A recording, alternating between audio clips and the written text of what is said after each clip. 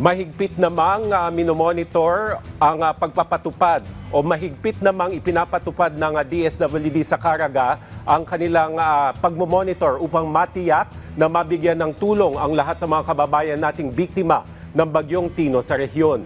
Batay sa tala ng ahensya, higit 113,000 na pamilya sa rehiyon ang apektado ng pagbaha. Si May Diaz ng Radyo Pilipinas Butuan sa detalye.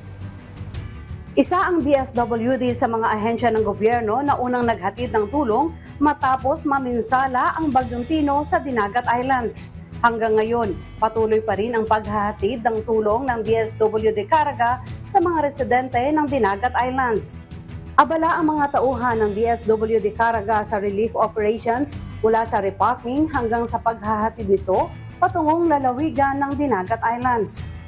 Ang Regional Quick Response Team ng DSWD Caraga patuloy na nagmo-monitor sa distribusyon at sa mga request ng bawat LGU na nangangailangan pa ng tulong. At based on the request, patuloy po ang pagbibigay namin ng aming mga family food packs. Ito po ay direktiba ng ating Presidente Bongbong Marcos Jr. na dapat po walang maiiwan sa pagbibigay serbisyo at dapat po laging may makain. Lalong-lalo na po yung mga communities po na apektado.